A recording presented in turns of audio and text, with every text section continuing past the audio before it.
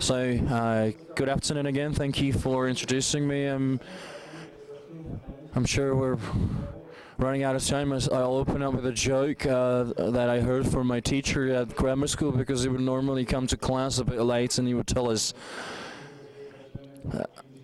the later we start, the sooner we finish. So I'm gonna try and stick to the schedule, because it's clear to me, because it's as important to you to listen to us as seeing the actual game and seeing Prague, because that is a wonderful city to visit. So I'm gonna ask the tech guys in the back to play a short video, because the topic is decision making. I'm gonna show you a short video. And now it's Michal Zednik speaking.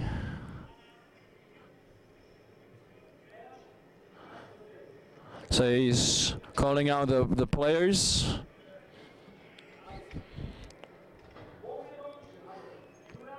So you hit the ball, Ira goes there, Marja goes over there. Yeah, let's pulls the trick at the same time going in. And Franjic will block this guy, and Jelek comes back to the three-point line. Is that clear to everyone? All right, so you need to block him. You really need to block him hard. So you heard it yourselves. Jiří Welsh will be the one who will be shooting. No, Josef Jelínek actually, who will be shooting at target. He's 35 years old. He's our most experienced player, but it's also a lot upon what his teammates do when they create the position for him. And there's the shot scored, and the game is tied 59-59.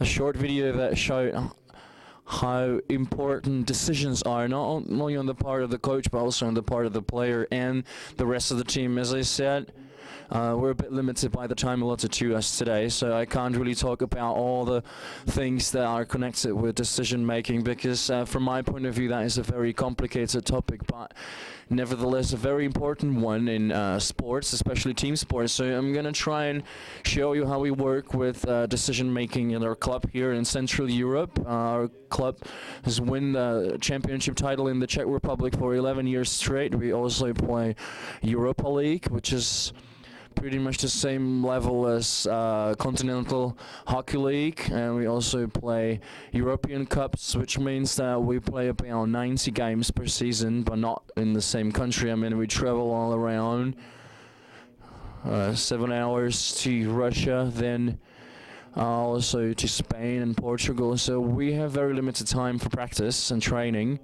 At the same time, we have our own youth program that we started about 5 years ago.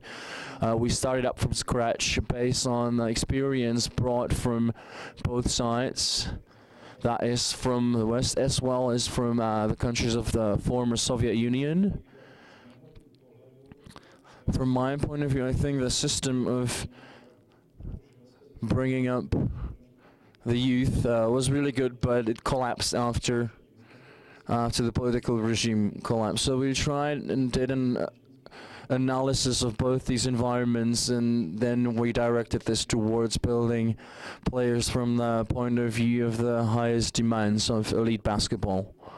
I think that basketball and ice hockey, on the one hand, they don't really have very much in common. On the other hand, they actually do. I mean, it's 5 players against 5 players. I always say, and my former teacher, Professor Koska, will always tell me that ice hockey is basketball with a goalie. So for me, the link has been strong ever since I heard that. So we start from the premise that today's young players, they don't want to. It's not the right reason. It's difficult to actually pin down the right reason. They don't invest enough into themselves, in creating a vast database of skills and movement sequences. That's what we start from. So that's why today's professional coaches in pro sport is more complicated than it used to be, because from the point where we start off, we're much worse off than it used to be back in the days. I mean, there are some exceptions, and always about finding some kind of compromise. That's what our methodology is based on. I mean, we look at decision making from 3 points of view. The first one is the decision making of kids. So when you're training kids and young players, then decision making in pro players and pro teams, so that concerns some other stuff, and also the decision making of the coach, because obviously the coach also needs to make decisions, and important decisions, that is. I'm going to try today in short to go through some of the things that have paid out for us, and things that we believe that are important. The key factor is time. Time is associated with speed. I mean, in basketball, everything's moving towards everything getting a lot faster and faster.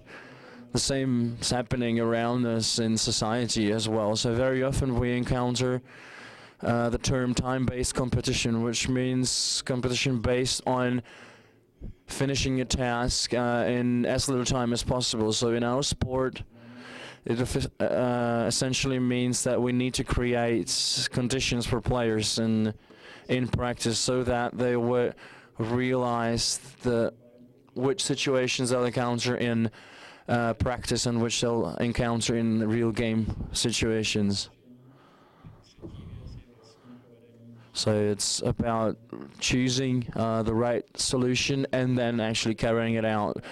In the past, in picking players for both professional teams and kids programs, so mostly it was their skills potential, the skills they had, and the second thing was their physical fitness.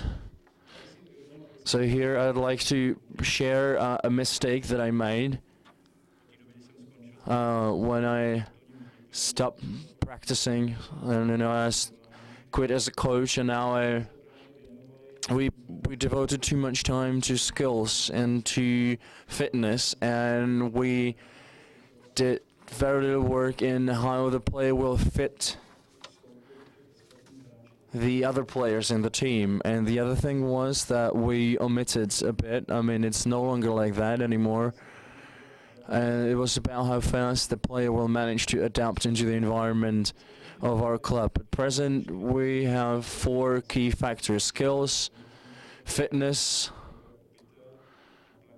and then how the player will fit with his teammates and how quickly he'll adapt into the environment of the team. Well, obviously Prague is exceptional, and it's quite a good thing, I mean, but it can be a shortcoming as well, and we need to take that into account. From the point of view of time and scouting, so building up the best team possible, I mean, where we should scout players and we should recruit them, and which players we should pick, that also goes back to the 4 factors that I mentioned a while ago. We always try to look at the player in the context of his history. I mean, if we try to find players, I mean, if he's young, it could be 15 years old, in secondary school, and also with professionals, we try to go back to their previous coaches, trying to get to the one they started with, and we try to find out how this player reacted in difficult situations, and we try to create a map for this player. And then we take that map into account when we're selecting the right player to recruit for our team, because this will help us predict how players will behave in complicated game situations. So it's not only about physical fitness, but also about the other factors that I mentioned as well. So time, from the point of view of 3 segments that I mentioned, and I consider that key for kids and the youth. So I want the players, in solving the situation, I want them to realize that in a very short period of time they need to do 3 things. The first of them is to analyze the game situation. The other one is to pick the right solution, and then actually doing the thing they decided to do. We usually devote time to the third thing, but that falls under skills, doesn't it? But the things that come before that, it's important to discuss those with players and coaches. Obviously, feedback is a part of this as well. Not only feedback towards the player, but also feedback towards or in relation to the coaches who are supposed to teach the skills to the player. From the point of view of kids, I'm going to dwell on this for a bit. I'm going to dwell on training kids and the youth. It's about choosing the right solution directed at the individual game activities of the individual. It's about utilizing these individual skills, both for offense and for defense. For us, I think, so we put emphasis on individual players' performance, and it's a great mistake in basketball, not only in the Czech Republic and in Central Europe. I mean, coaches tend to emphasize the teamwork, but we all know that kids, especially, or with very little exception, they don't have the capacity for teamwork.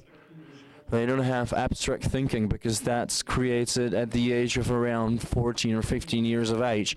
So if we try to instill in them game combinations and game systems at the age of 12 or 13 years, that leads to these players becoming robots. And we also decrease their game potential and playing potential that we should draw from for professional sport. There was a big mistake in Central Europe, not only in the Czech Republic, but now we're slowly towards getting closer to solving the situation. Because with kids, we need to emphasize their individual game performance. We need to do well in one-on-one situations. We try to change the competitions also into not evaluating coaches and players and managers according to their results in the age of 12 to 13, which at the same time, apart from practice, we also try to create conditions in which kids could learn skills on their own. It's called implicit learning, without the influence of the coach, which essentially means they try various things before practice or at the end of practice, or they just go out somewhere in the yard. A great advantage to these situations is that kids can make mistakes without facing punishment, because that's not usually possible in practice, because we always correct them as coaches. That's what Gerard Houllier said earlier, when his assistant coach in Liverpool kept telling his players what not to do. It's a bad thing that we all coaches do, that we always use the negative. We say, don't do this, don't do that, right? And kids need that. I'm convinced that when we give the kids the chance to make mistakes, they will learn the skills by themselves. They'll enlarge the database.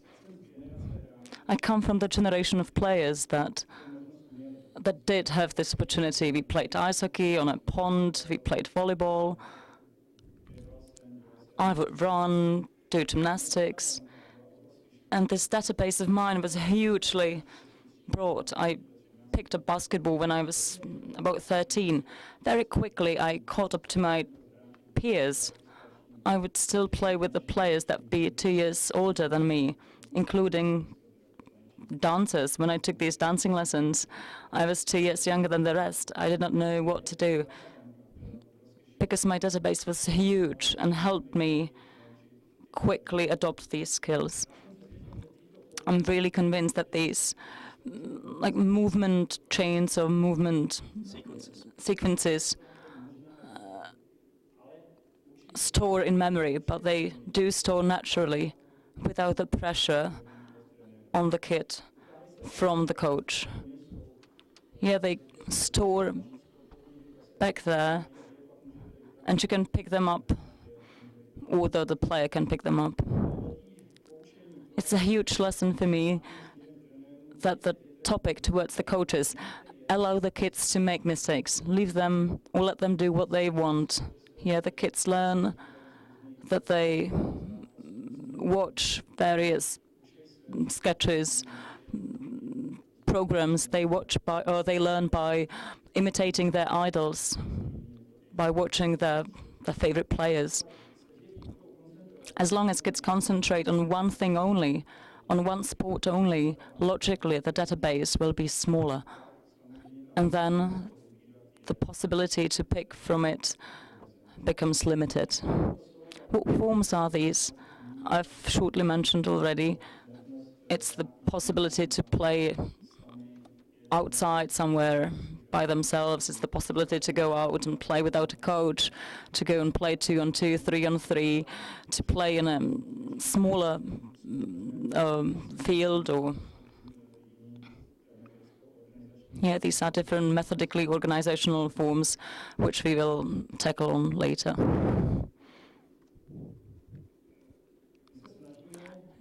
We try, and we've made many mistakes too in basketball, that we separated techniques from tactics. We only taught the players the techniques. We didn't put the opponents, and in that moment it's stuck. That back in 1992 in Barcelona, when the professionals from NBA showed up for the first time, that Magic Johnson, after one game, which they would win by vast difference of 40 points, he said at the press conference, they were lovely boys, they were perfect at that jumping, running, but they seemed to me like robots. They kept on running from one point to another. They did not react to what was happening on the pitch. And I realized it was a consequence to us leading the kids to model situations, that we really turn them into robots, which is the same as practicing like game combinations or game systems, like patterns, that they have a strict idea, notion of running from one point to another.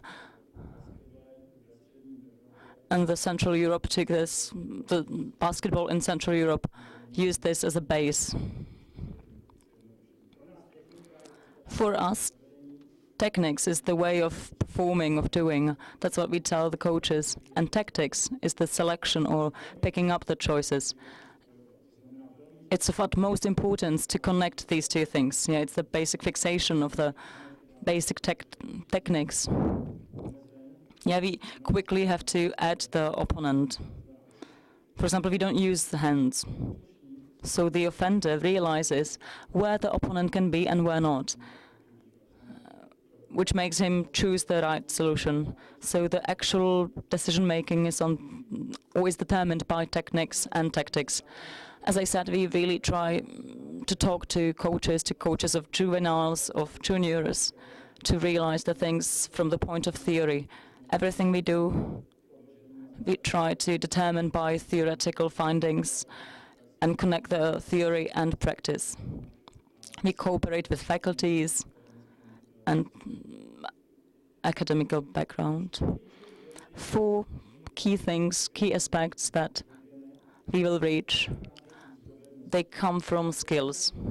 The skills have to be perceived in 3 directions. There are either closed skills, for example, the bar, or semi-open, which is driving car, or open skills, which are supported by the thinking and perception. And at this particular point, we are at sporting games. So we find ourselves in the 3rd segment. For us and for our coaches, there are 4 key terms: anticipation, prediction, perception, and attention. We try to keep on talking to them to incorporate these into practice. Under anticipation, we anticipate on the basis of previous game practice. It closely relates to intellect and intelligence. That's why we try to have intelligence as one of the basic criterion. Yeah, it's really difficult for me because I happen to talk after Gerard. It's quite quickly because he always tells me he's running to catch the plane, and the only thing in which we are similar is in us having the headset. So we look like referees. In the youth program, we have 4 criteria for picking up players. Yeah, for us, Czech coaches. Yeah, there is a Czech guy called Peter, so let's not mistake him for this. So P for personality, I for intelligence, T for techniques, and R for speed, quickness. So these are the 4 criteria that we take into consideration when picking up a player or when nominating a player. So the younger the player is, the more into consideration we take the 2 constituents, the 2 elements on the right. We don't basically regard the endurance, or I'm an orthodox supporter of the idea that endurance is the practice of slowness. Our philosophy while training kids and juniors, so the older the player gets, the more we deal with intelligence and personality of the player. We have special questionnaires for these 2 skills, and we approach teachers and coaches that belong to our program. The intelligence and its incorporation into the selection process of the players. As long as pro fee is concerned, or pro, we have 3 basic criteria that we watch or follow. First, A is athleticism. Basically, so that the player is sufficiently talented in terms of movement. Second is intelligence, that we follow, again, on the basis of some questionnaires and through approaching the coaches and going to universities, colleges. Yeah, we happen to have some Czech and some foreign players, which makes us cosmopolitan. And the third, A, means ambition. But of course, healthy ambition, which falls into subcategories. And intelligence is important for practicing the skills that we will later see in a video. The second term is prediction, which is a reaction to the performance or doing a thing. It's a reaction time. So we all know that whatever we do, the reaction time is the lowest. The lowest that it can be is about 0.2. Yeah, the athlete blocks are set to predict these. How come that a player can be faster somewhere? For example, a servicing player, that the receiving player is somewhere faster than the reaction time it is. But it's all based upon the previous experience. The receiving team is able to perceive the posture, the position of the serving team, yeah, by watching the position of the shoulder, eyes, side. What happens if the serving player changes the movement or position of something in the last possible time? So the receiving one is already in motion, and now it's the actual reaction time when he has to react.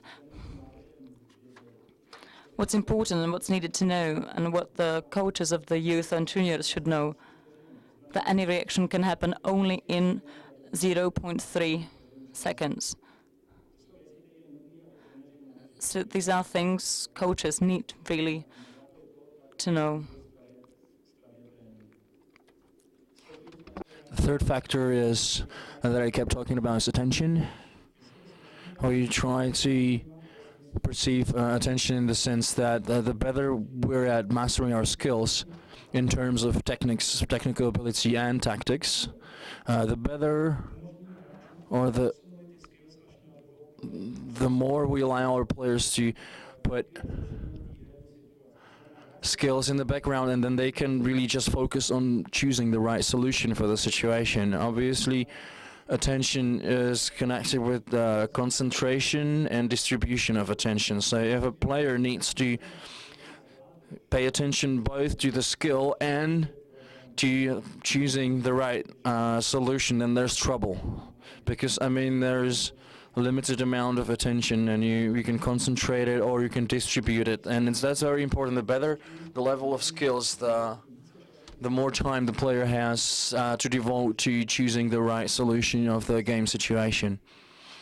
The fourth thing is perception, because that also influences the decision-making processes. So the player perceives the situation as a whole. It's very important to know that, because well-experienced players, that's why they're able to block information that's irrelevant.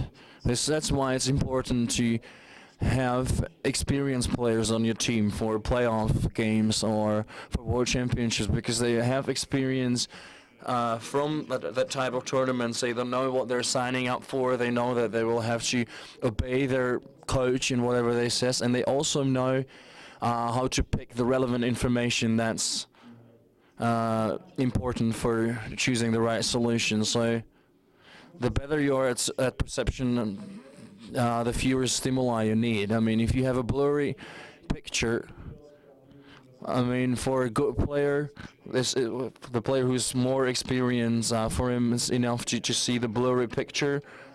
The less experienced player really needs to stop and wait for the clear picture. I mean, to give you an example, you know, Peter Cech, the Czech goalie, one of the best football goalies in the world.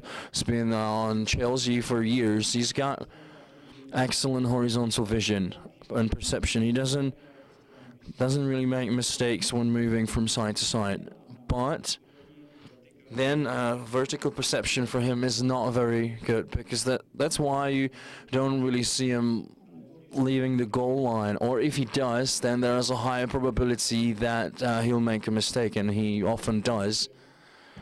I think that's the only thing that separates him from being a phenomenal goalie.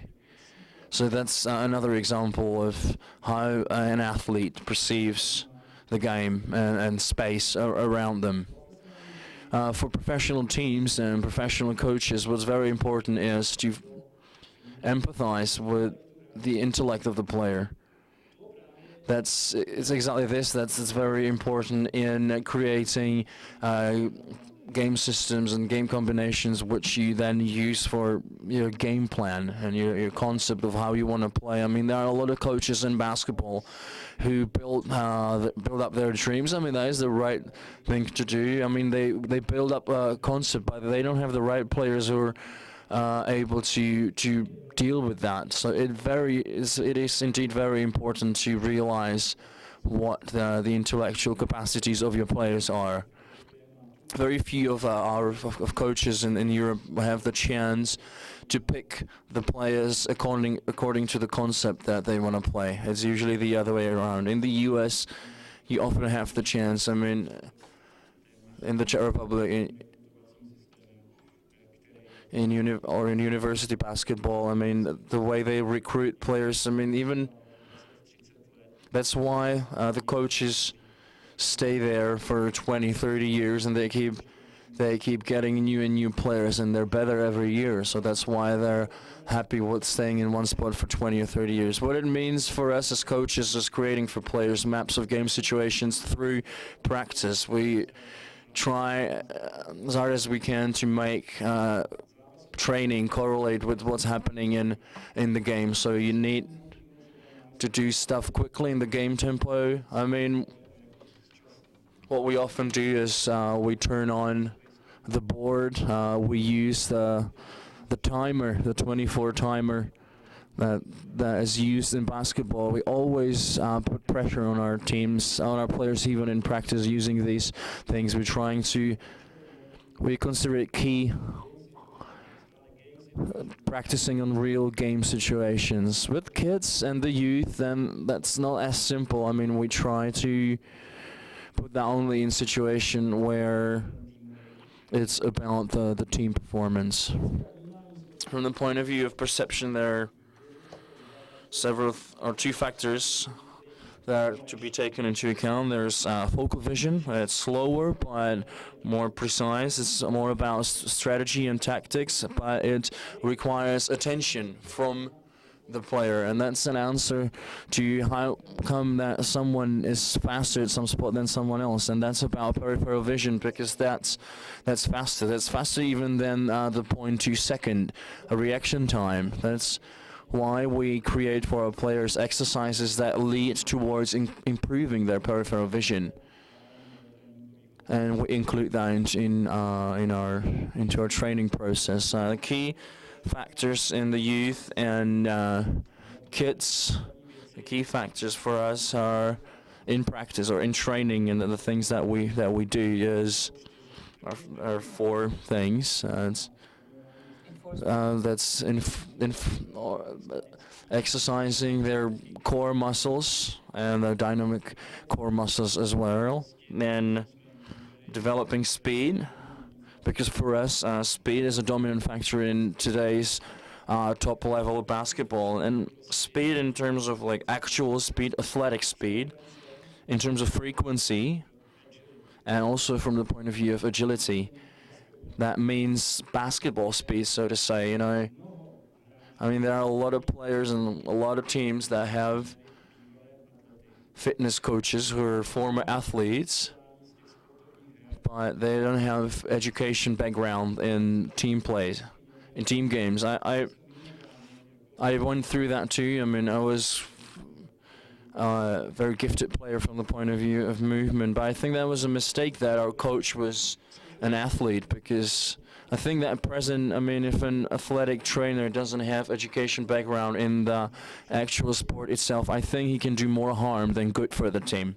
Let me give you an example. I mean, basketball speed is completely different from the speed of an athlete, track and field athlete. I mean, it's 28 meters, that's the court. I mean, you have to stop and go, change direction. You have to jump, land, and turn around, and that's basketball speed. That's what I mean. That's why we encountered many times situations where in practice we had, when we were on the track and field out there, I mean, that was a normal thing back then. I mean, we had players who were as fast as to be able to compete with the top in the country, but then on the basketball court he could never really capitalize on that speed, and then the coaches would be like, yeah, how is that possible? I mean, the 60-meter dash, the 100-meter dash, he was so fast, but with the ball he's so slow. So the correlation of an athlete's speed and a basketball player's speed is very small. But let's move on. Skills, that's the third factor. That's both technical skills and tactical skills. So we try very often create these in-game situations and in-game conditions, you know. So we put an opponent there. I mean, we usually restrict the opponent, and in that we disallow or make it impossible for him to use his hands and arms. And this is, you know, the union of technical abilities and tactics. And that's something that we didn't used to do back then. And the fourth thing is coordination as a whole, essentially as a whole pool. I mean, there are 7 coordination abilities, skills. They're usually not separated, and we usually try and design exercises to have these interconnected. I'll show you a short video in a bit. I'll show you exactly what I mean. I'm convinced that if we take these 4 things with kids and in training kids and the youth, I think that we'll manage to progress better when we actually decide to implement game systems and in-game situations. The other thing is, if these coordination skills are on a high level plus speed and fitness, the core fitness of the body and dynamic fitness of the body, then I believe that the number of injuries will drop. I mean, we actually are doing an analysis into the injury rate, and we're looking into how that change with how we change our approach to training kids and the youth. The third thing is, from my point of view, the huge investment into the whole life. I've realized that yesterday I had a wrong story at home. I had to bring my father to hospital, who has a heart capacity only 18%, so my life was running in front of my eyes. And I realized how much he helped me, and I realized when I was about 10 years, attending third year of basic school, and I would come home from school on Friday, I would talk to my father, who asked me what happened at school, and I enjoy the sports mostly, so I said that one Friday, yeah, we had athletics, track and field, and I won the race for 60 meters, and my father said, wonderful, so you'll do athletics, track and field disciplines, so devote to that.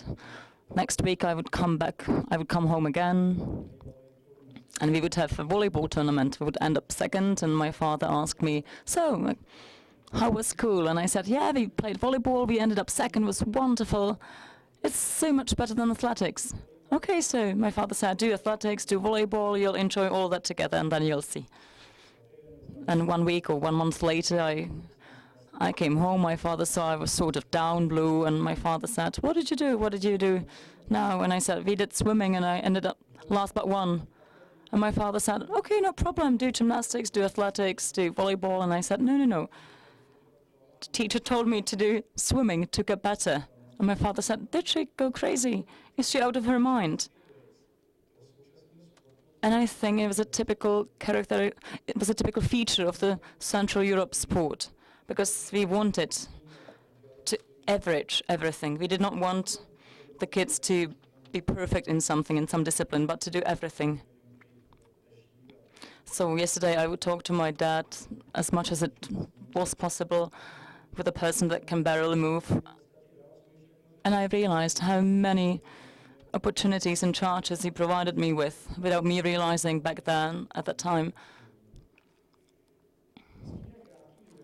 I'll play you a short video that I'll gradually shorten, which show a couple of examples that we did with a colleague of mine, a German guy, works in Japan, and we did some coordination drills for kids, which we find extremely important for the development of coordination skills. In all the drills, we took into consideration everything that happens on the pitch. And we tried to put the skills together so that it wouldn't consider just one yet. There's a couple of totally ordinary situations in basketball, drill without a ball, drill with a ball, so that the player realizes the given situations. Here, adaptability and rhythm. Of course, a ladder to practice frequency, but beware. As soon as a player manages something, they should quickly leave it, and we should make it more difficult. We shouldn't keep on practicing forever. So now you'll see how quickly it changes, so that the player does not adopt only to one thing, to one movement, so that there is creativity in the movement. Yeah, there's the connection, unison of three things: the coordination of the space and movement, including the balance.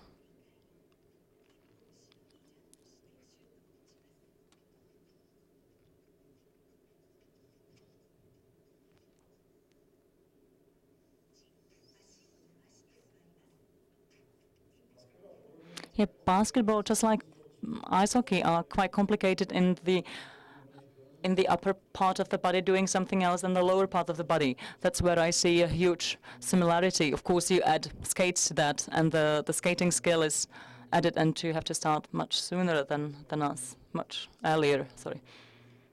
That is again the connection of movement.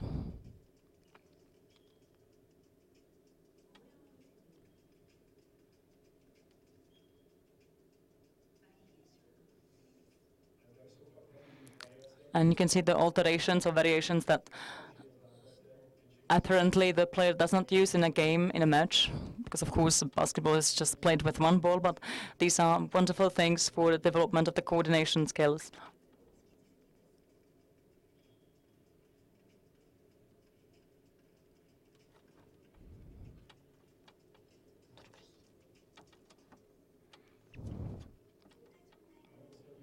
So we have one last thing. Please, let's pause it.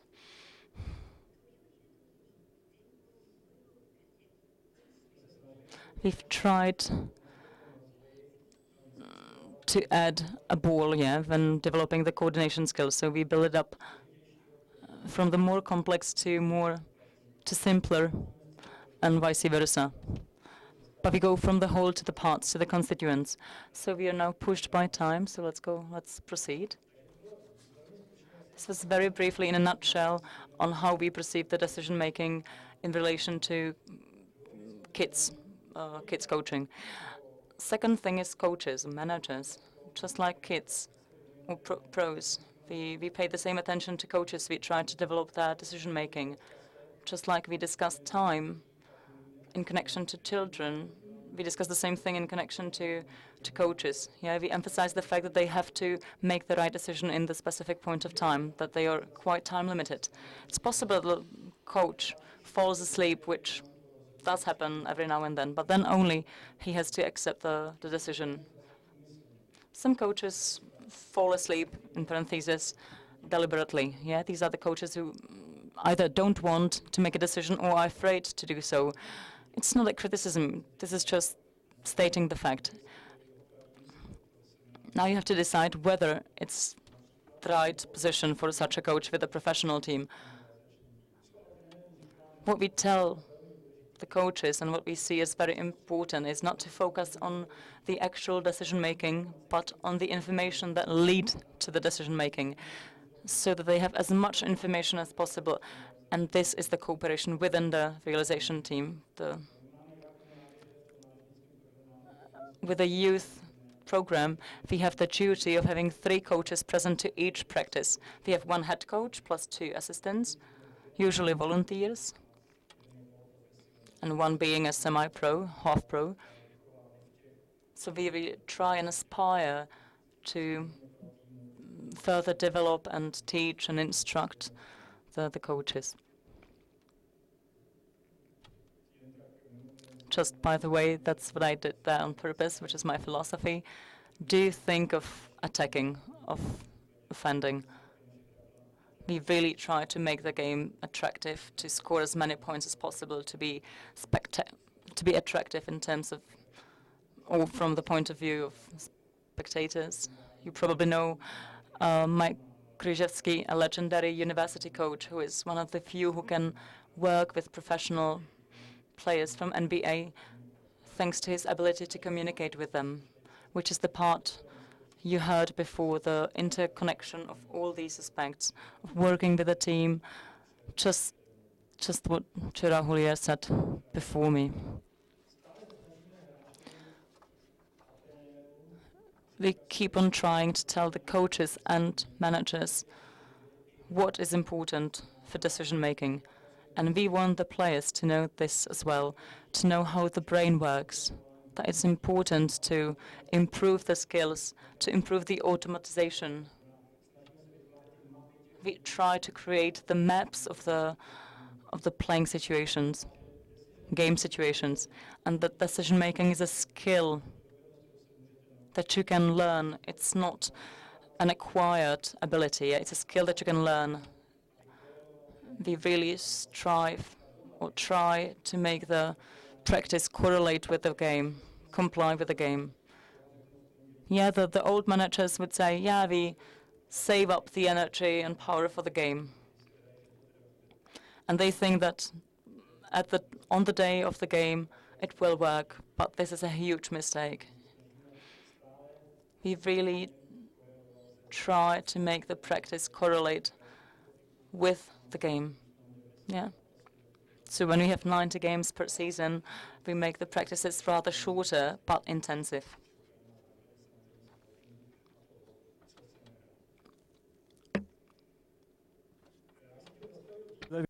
And now I'd like to dwell a bit on this. This is somewhat different from what we do. This is how we support decision making our coaches. What we follow is the momentum of the game. We follow that out of those 40 minutes that a basketball game lasts, roughly, if there's no extra time, it's about 5 to 10 minutes. That's the period of time where the important stuff happens, and we try to decipher what it is that happens in that short period of time, from the point of view of our team and the opposing team.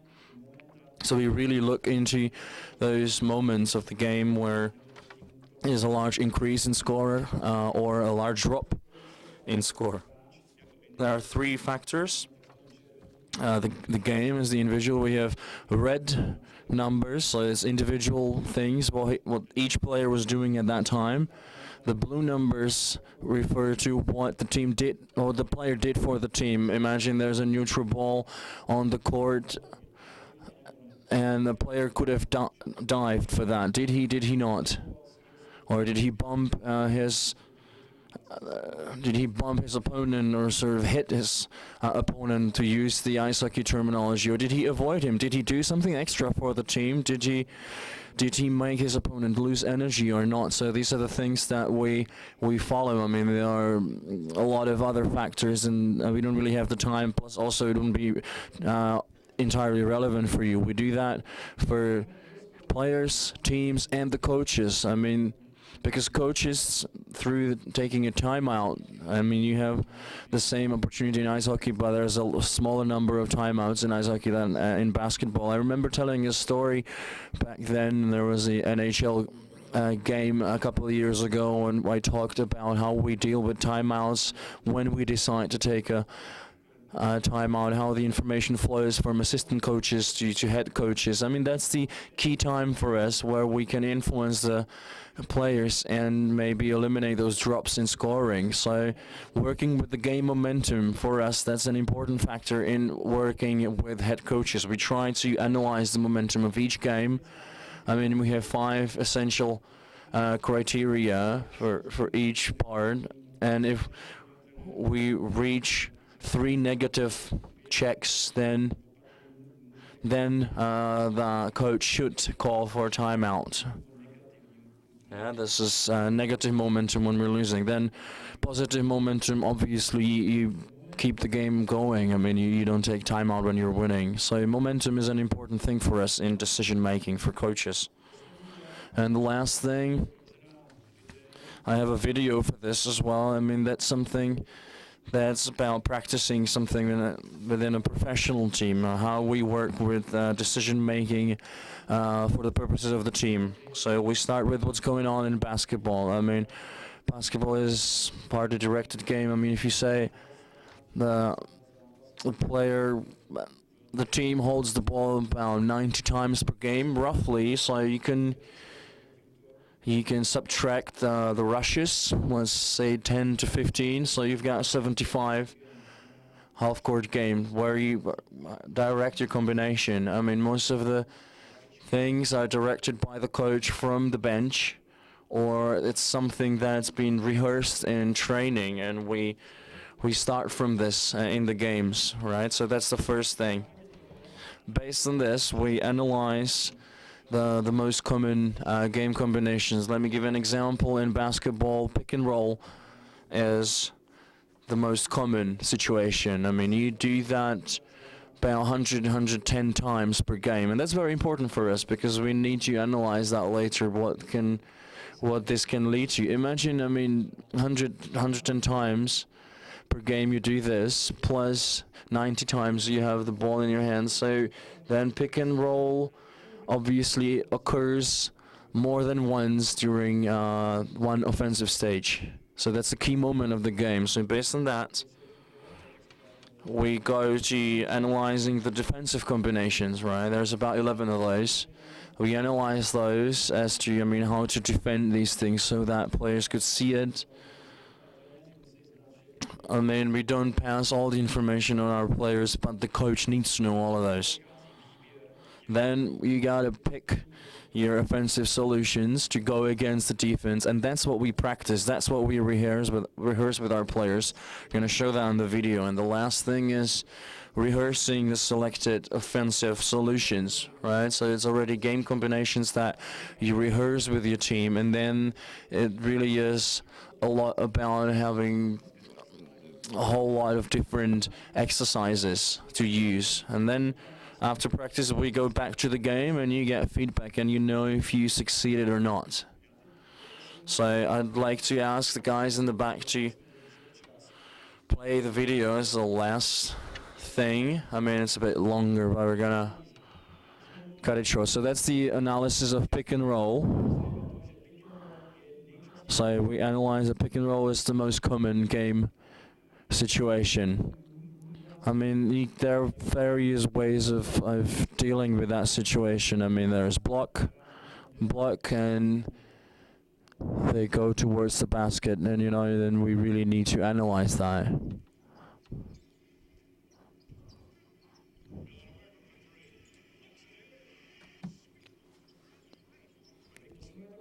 So let's fast forward to 128 if you could. 128.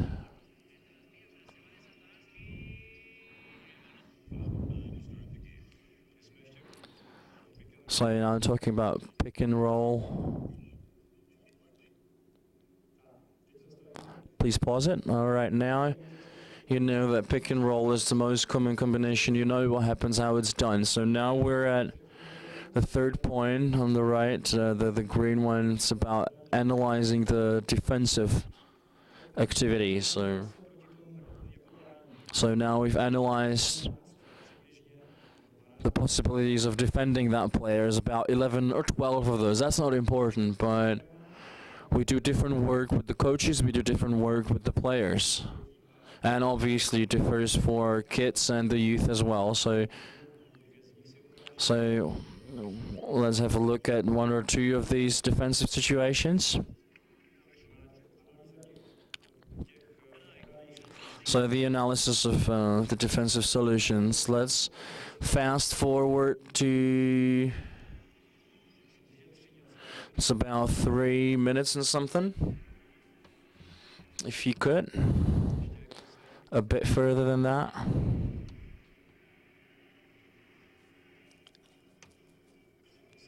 A bit further. A bit further now. So now we're in the fourth stage, and it's about how to lead your offense against that defensive situation. We prepare several combinations as basics, schematics, and that we apply that into practice. And you know, we explain to them why it's good to do it like that. I mean, if a short player is taken over by a tall player, we always try to make use of that situation. That's the point of basketball. It's about using the height difference of the players. Okay, if we could go 2 minutes further, a bit further, more,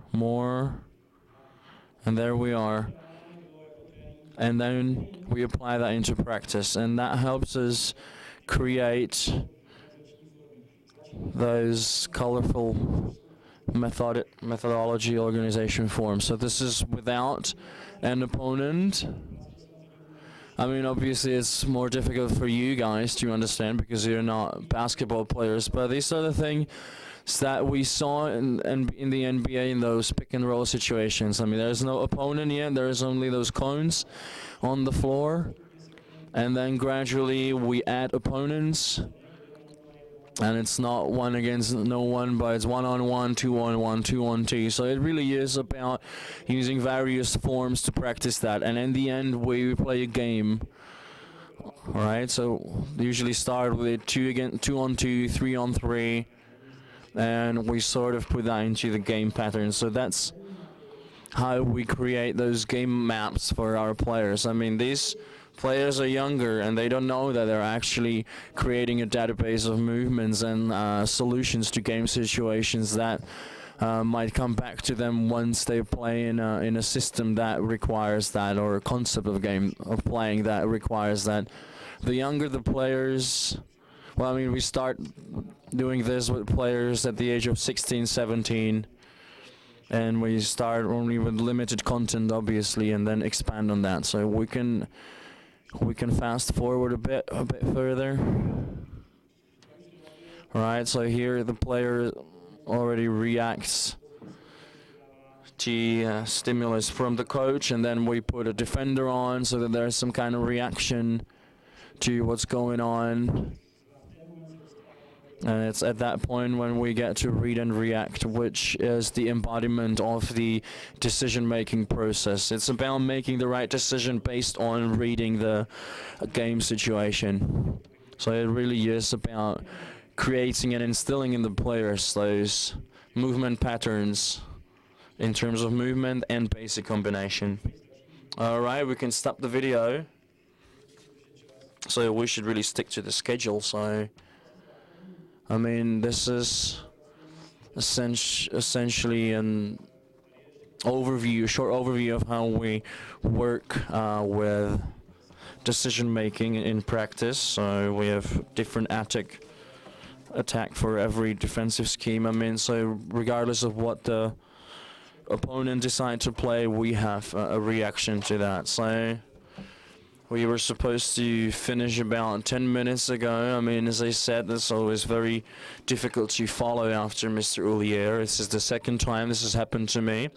I'd like to thank you for your attention. I hope that you'll enjoy the symposium as well as the World Championships, and at the same time also enjoy the city as well, because you'll have the time, and enjoy the company of your colleagues. So thank you for your attention, everyone.